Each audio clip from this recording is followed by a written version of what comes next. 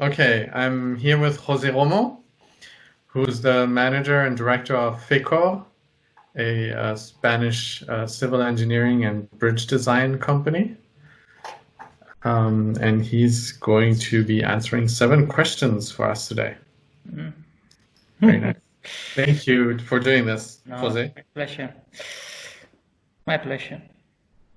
So, first question. Why did you decide to become a civil engineer? Well, I was from the childhood. I was interested in construction, in see how things works, and well, when I decided to, well, I had to decide my profession. I was doubting about studying architecture or civil engineering. I was very interested in the two professions. I think they are quite similar in a way, but probably I think the decision was mainly driven by the nature, because I think civil engineers work in the nature, so we are doing things in the landscape, and this attracted me more than doing just building in a city. So this was probably the main interest, because I'm interested in art and also in architecture, but I think this working in nature, in the landscape, this was probably the main point to decide to be a civil engineer instead of an architect. Okay, this is the first time I'm hearing that as a reason for becoming a civil engineer. Yeah. That's nice. Good. Are you happy with, are you still happy as a civil engineer that you? Yeah, I'm very happy working as civil engineers. I think we have in one side all the technical tools that is interesting, and all the knowledge of technical things, but we can apply in real world for doing things that people can use. And so this is a also very attractive situation, and that's why I'm very happy to have studied structural engineering and has the possibility to design bridges in my case. Good. Okay, let's do the second question now. Okay. Which kinds of structures have you designed, and which types of structures do you prefer working on? Well, I have been working in architecture as civil engineer, a structural engineer. So I have been doing complex structures. Normally in buildings, the structures are more complex than bridges. There are complex systems with limited space. So it's normally a very challenging project for these civil engineers. And at the same time, I think working with architects in buildings is also a good training as designer, because you can also see other point of view, more general, more holistic, that you can apply in your profession as bridge designer. I'm also very happy to do bridges, and it's the type of structures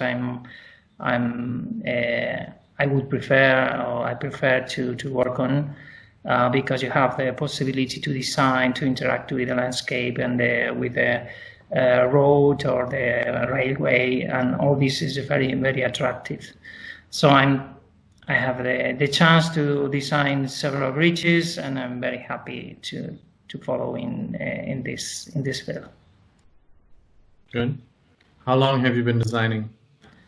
Well, I have been designing for more than 30 years, so it's a long time. And so I had the chance to design any kind of structures, from arches to cablestay bridges, suspension bridges, all kind of structures, and with different materials. Also, this is interesting. I'm also working in existing structures, so what is this also a very nice topic and a very nice field to work on. Very good. So in all that time, I mean, now we're at question 3. how many bridges have you designed in all that time, and how many of those were built? And do you have any favorites? Well, I have no precise number or record of bridges, probably more than 50 or something like that, any kind, so normal bridges and also special bridges. And well, I'm very fan of all the typologies of the type of structural type, so there is no favorite for me. As a designer, normally you do you prepare a lot of competition or designs, and probably from that only, let's say, 1/3 pass to the stage of the designing the project itself, and then from this probably 50% of them are built at the end. So normally you have more ideas than projects and more projects than real bridges. So this is a pity, but this also is a part of our profession and our game in a way. Right. So do you have any designs that you really would like to be built at some point but haven't gotten around to? Yeah, for sure. Okay. For sure. Yeah. So now we're getting to the specific topic with question 4. What is your experience with cable-stayed bridges, and do you like designing them? Well, I have the chance to design 3 or 4 cable-stayed bridges, small one and big ones. I think it's probably it's the more structure you can design as civil engineer, because they are very visible. They have some challenges from the technical point of view, but also from the aesthetical point of view, because they are very prominent. The politician likes these kind of structures because they are very visible in the cities. They are normally a landmark, but they are not easy in that way, because you have to define a structural, very visible, very efficient at the same time. So a lot of constraints. And you can do a very ugly cable-stayed bridge if you don't care enough in the design phase. So it's well, I like to work in this field, and it's very challenging, as I said. Very good. So the biggest cable-stayed bridge you designed was the Mercy Gateway, right? Right. Yeah. So how did you get involved with that project, or FHECOR? How did FHECOR get involved, and what was your role in the project? Okay, this was a design and build project, and the constructors were a team of 3 constructors, one from Spain, FCC, and Kier from UK, and Samsung from Korea. Well, the Spanish constructor want us to be part of the design members, of design JV to work in this, and that's why we were involved on that. We brought to the team probably our experience in concrete structures, because it's a very important concrete deck with a very wide, with the complex greens and stuff like that. So in my case, it was, well, from one point it was part of the board of the DJB members, and also it was part of the small team that we have the chance to design the concepts. So in our case, it was a small group. I was part of this group with some people from Design and Whaling. They were the architects for the final design, and also people from COI that were also part of the team in this design phase. So mainly my task was part of the design team, let's say the core for the concept and the developing of the main idea. Very nice. So the bridge won the IAPSI Outstanding Structure Award, so it must be a special bridge. Can you explain why?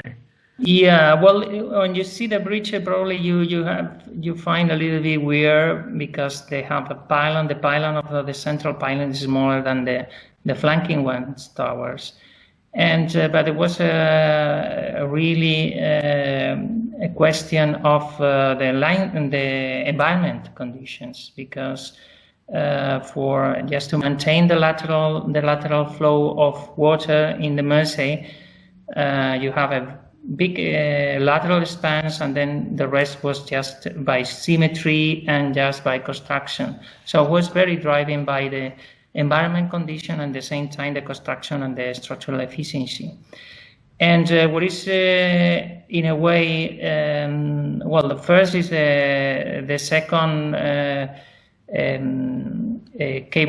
continuous cable stay bridge made in concrete in the world, so it's a big one, and also was a record. It's a record also in concrete deck in UK.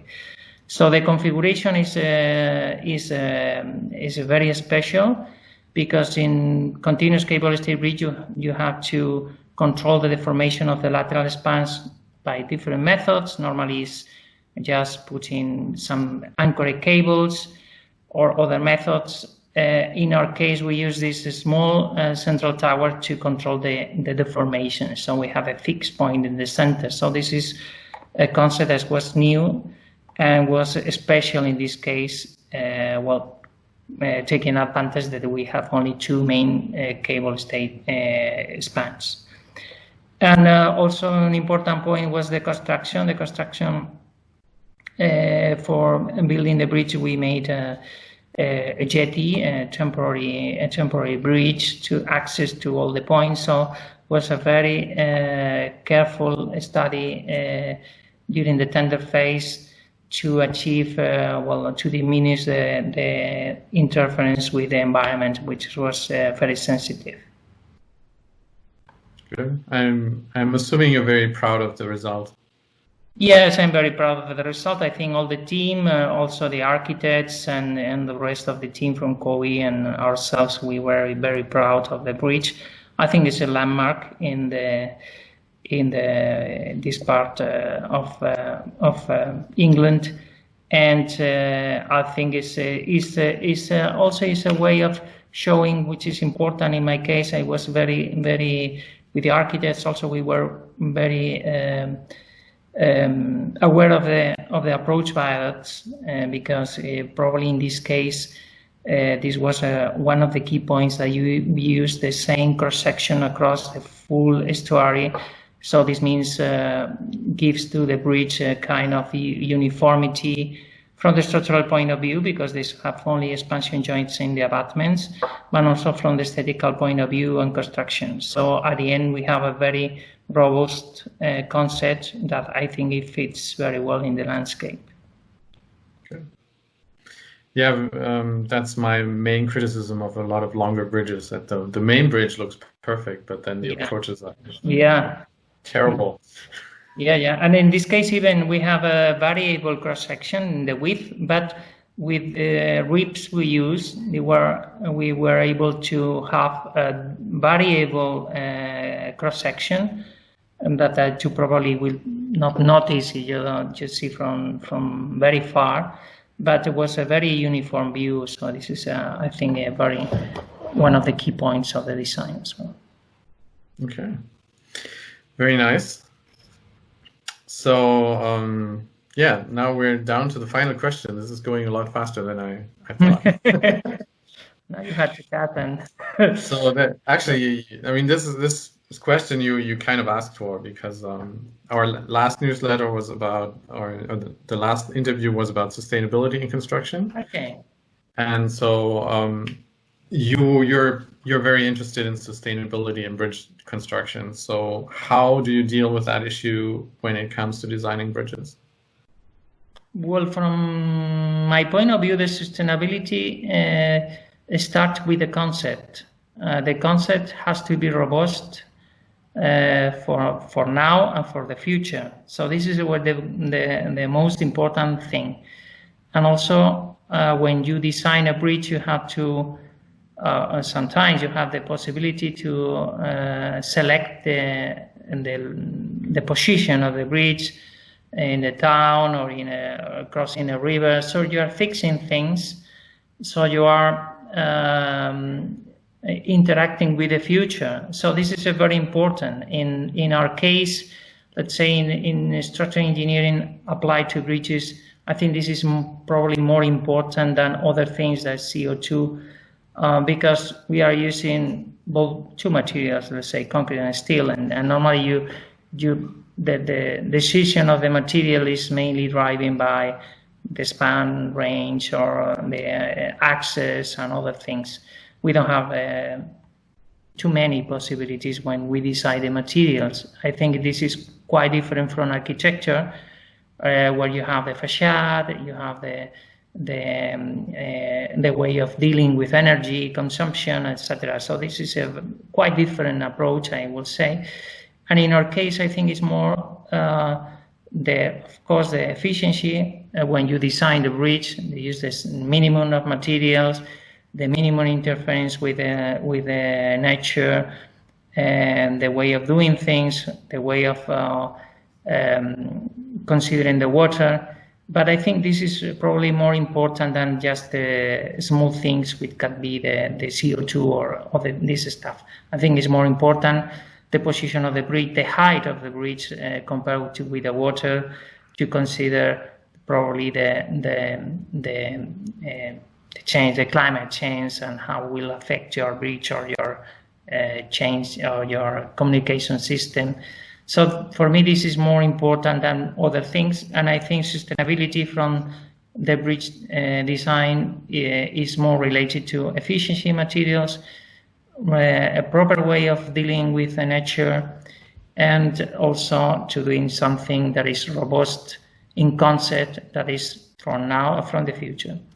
And in many cases, it's just using or reusing structures. I think is the more sustainable way of designing is using existing structures, because you have something there, and you have only to refurbishment, to upload, or to bring to the structure a new life. So this is a more efficient way of dealing with sustainability in bridge design. Try to use the material you have or the bridge you have, and try to improve the bridge to be able to serve for 100 years more. This is a very sustainable way of doing things. Good. Well, thank you very much for agreeing to this 7-question interview. My pleasure. And I think I'm just going to stop the recording now. Okay, perfect.